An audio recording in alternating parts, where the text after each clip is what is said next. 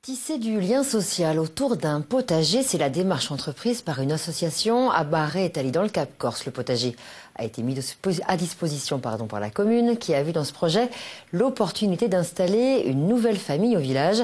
Une famille qui fournit désormais tous les habitants en légumes frais. C'est le dossier de cette édition. Il est signé Solange Graziani et Guillaume Leonetti.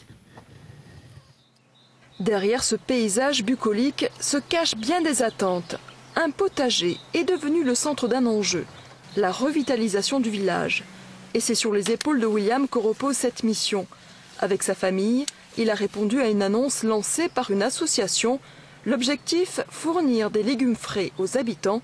La contrepartie, vivre à Barret-Italie tout au long de l'année. Étonnamment, le peu de candidatures qu'il y a eu sur cet appel à projet, on a été retenu, quoi. Donc là, il a fallu, on a fait les cartons, ils étaient déjà prêts, quoi. Donc on est arrivé ici en septembre dernier. Leur projet correspond aux attentes de l'association d'Amar et Amonte, basée sur le développement durable. Ici, les pesticides sont proscrits. Le jeune Lorrain de 30 ans pratique la permaculture, une méthode où le sol est protégé de l'érosion et du soleil par l'apport de carton, de fumier de paille et de copeaux de bois. Ce qui évite une terre trop compacte et tassée. Il y a 0,001 intrants chimiques. Les seuls intrants extérieurs qu'on a, c'est du terreau. Voilà, c'est tout.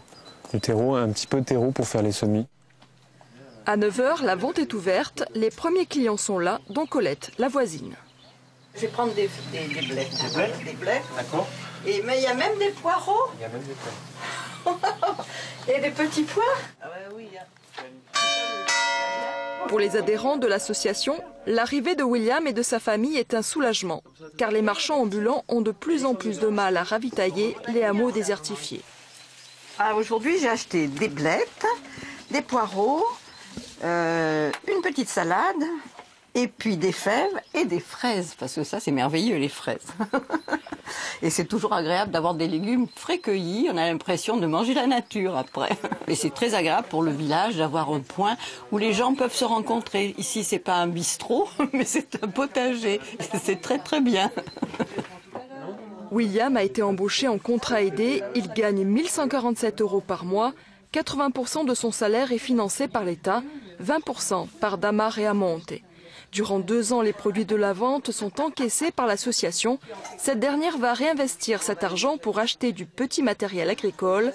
L'objectif est d'instaurer une dynamique et d'attirer de nouvelles familles.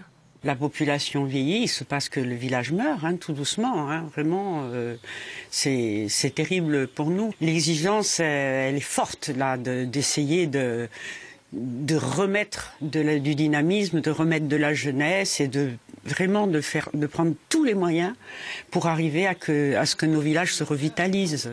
Dans leur périple, les jeunes maraîchers bénéficient d'un soutien précieux.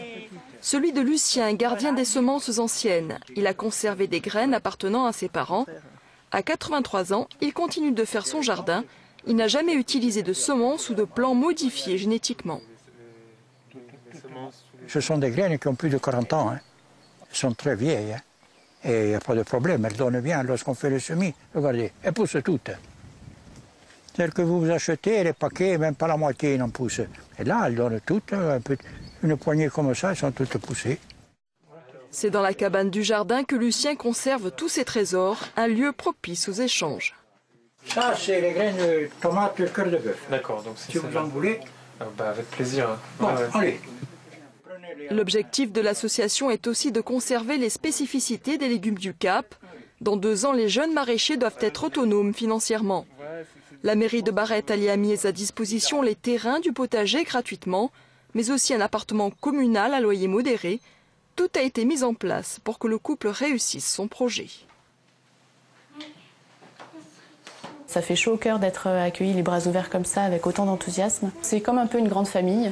Quelque part, c'est vrai qu'il y a peu de gens, on peut les compter sur le doigt de la main, et en même temps, ça permet de privilégier plus facilement aussi les relations qu'on entretient avec les personnes qui vivent ici à l'année, comme nous à présent.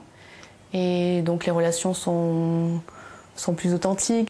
Le pari est audacieux, créer du développement durable et du lien social par le biais d'un potager. Il est aussi vital pour une population répartie dans plusieurs hameaux, dont la moyenne d'âge est de 70 ans.